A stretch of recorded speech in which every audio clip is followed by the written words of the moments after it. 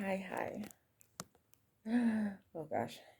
Okay, so I've been meaning to record this for quite some time. Thanks, Matondo, for making me accountable because finally I'm doing this. Okay, initially I wanted to record a video about celibacy because that's what we're doing right now. However, every time I tried recording this video, I kept on being pulled back to sexual abuse, my experience with sexual abuse, and I realized I couldn't record the celibacy without doing this first. So, yes, as a child, I was sexually abused by a very close family member, like really close. He's dead, died 1995. That's besides the point. But I feel like I should mention that because I am Christian. I'm saved. You are probably going through these things and you judge yourself whenever you celebrate certain things that are wrong.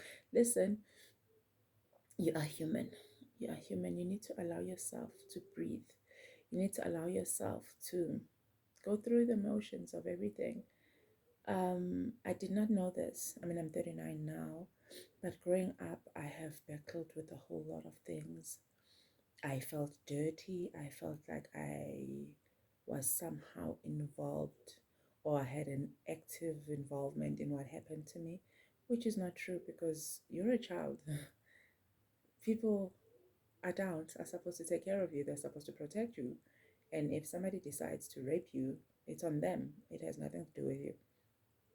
It has nothing to do with you. You don't get to decide if that happens to you or not.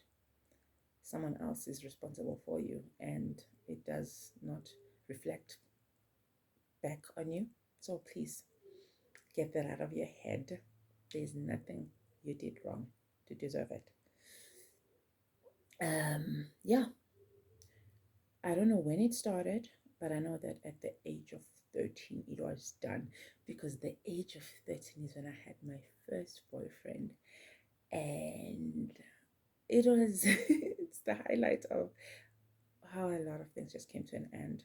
So I don't really know exactly when it ended, but I know it went on for quite some time. But after dating this guy, it never happened with this man anyway. Anyway, he died when I was 13. So, yeah. So, um, the boyfriend, man, I've carried a torch over this guy for years because for me, he came in at a time where, okay, we gotta describe this guy. He's like, in my eyes, he's been like this overachieving people, the talk of the town, you know. I do not know him that well right now, but all I know is he was the envy of a whole lot of people and good looking too.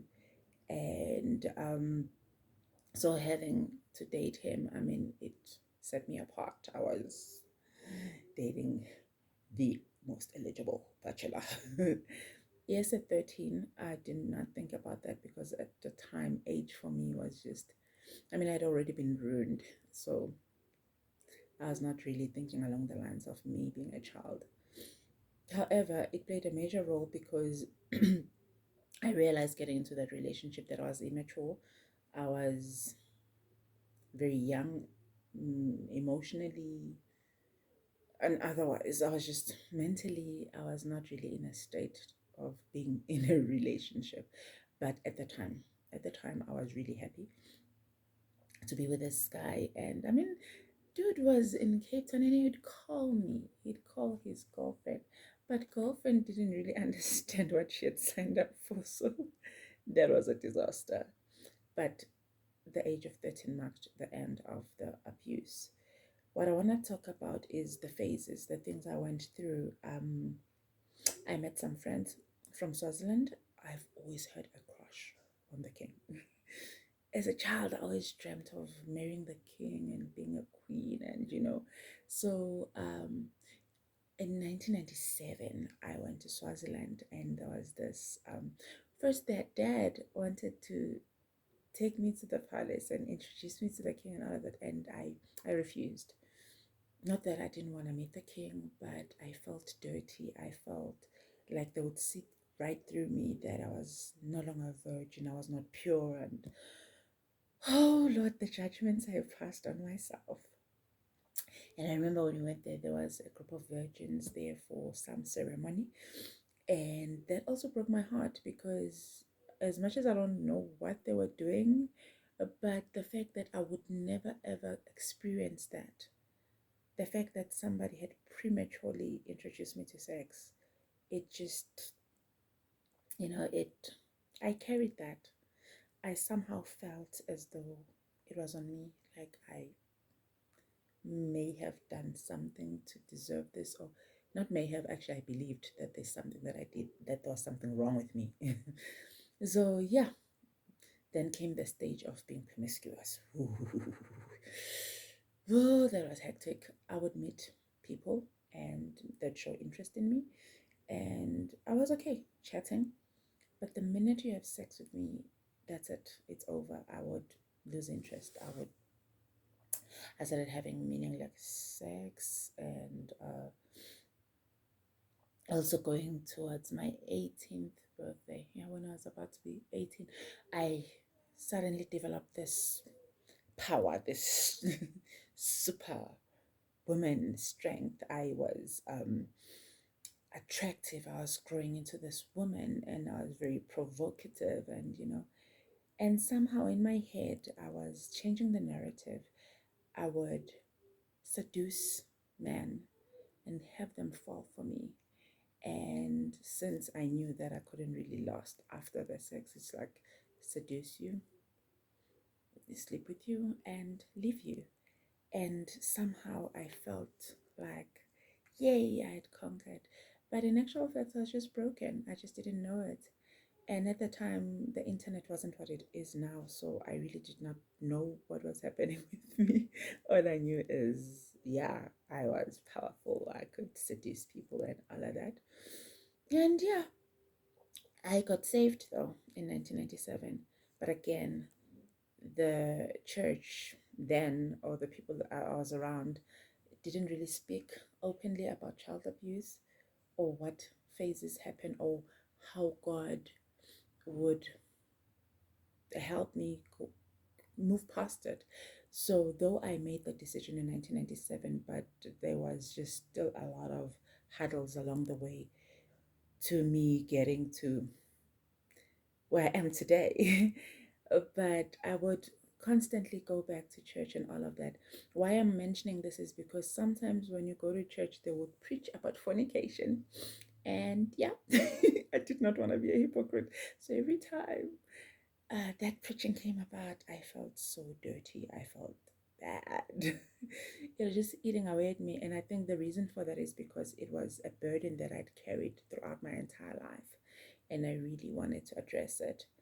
And I decided at some point that, I'm just going to be celibate until marriage. I just told myself, I'm going to do this. I need to do this. And it brought up on a lot of complications because, you meet people at church, you want to date in church, and the brother from church is not celibate. And mind you, you are walking this path on your own. You don't really have a mentor that speaks openly about these things, which is so sad. I really urge a lot of people, a lot of churches, church people, please, let's talk about sex. Let's be transparent. Talk about all the challenges that we face as Christians, because there is somebody out there that is struggling a lot, that needs some guidance, that needs to tackle issues that are sexually related without feeling dirty, without feeling unworthy. So it would really help, because I know that if I had the pastors that I listen to today, thank God for Pastor Stephanie Ike. Bless you, Pastor Michael Todd. Those pastors have really, really changed my life. Oh, and Joyce Meyer sharing, testimony, guys. Testimony goes a long way, and I'm hoping that this message reaches a lot of people, because when you share your experiences in certain areas, you you don't know who needs to hear this, because I became celibate. I decided to become celibate after all relationships. Yeah, I actually came out of a relationship. You'll hear more about that, because yeah, the celibacy video, I need to record that separately. But the journey into celibacy, how I was celibate, well, physically celibate, but somehow early days of that were possible because of pornography. That's where Pastor Todd and Stephanie Ike come in, when they shared about the challenges with pornography and all of that. And also, it makes you feel okay. It makes you feel normal, because, oh, you're a pastor. You went through that. Oh, okay. It makes me less judgy about myself. Like, I accept myself more. And there's also been a lot of movements where people in high places, there's this lady, I don't have permission, like I've spoken, I've seen her posts on Instagram.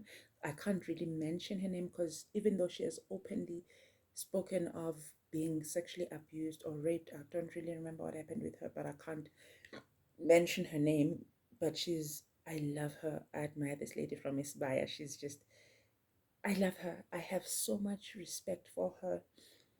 And when she actually said that she had been raped, that was for me like, wow, you are so put together. You are, because sometimes we tend to look at ourselves and think, I am broken. We are too hard on ourselves. So when you see somebody that you look up to say whatever you went through happened to them too, it's it's comforting. It gave me the strength to record this video. It gave me the strength to be more open and transparent about what happened to me, because I know that somebody out there needs to hear this. I know that somebody out there will heal from this. Um, if it has ever happened to you, speak openly. You don't know who you're going to touch. You don't know who needs to hear this. You don't know who is going through the most because of this. So, yeah, I had to do this. And thanks, Matando, again for holding me accountable. And yeah, maybe the next video, the hair will be done and I will not be in my pajamas, is when I talk about celibacy, because that is just a video on its own. I promise I'll try not to take so much time to record it. But yeah, just know that you're not alone. You are not alone. And if you've got, listen, let's be responsible for the children that we are blessed with.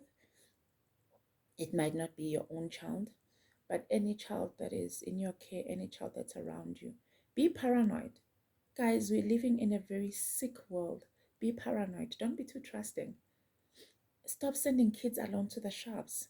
There's a lot of kids that have been killed, raped, trafficked in South Africa. And please, if you need something from the shop, go get it yourself. Stop sending kids unaccompanied to shops, and stop letting kids play unsupervised on the streets. Be paranoid. It can happen to anyone. Sometimes it actually happens underneath your own roof. So please, just be vigilant and pray over your kids. Pray over your sister's kids, your cousins, your nephews. Just let's take care of our children, because you do not know where the danger is lurking. It could be anywhere, even in your own house. I love you. And I shall see you in my next video. Yeah. Hey, and I am open if you wanna chat, if you wanna talk. This is my first video, y'all, so there might be faults. But if somehow you need somebody to talk to, like, feel free to leave comments on the bottom. Let's chat, you know? I could actually make some new friends. Yeah, I love you. God bless. Bye.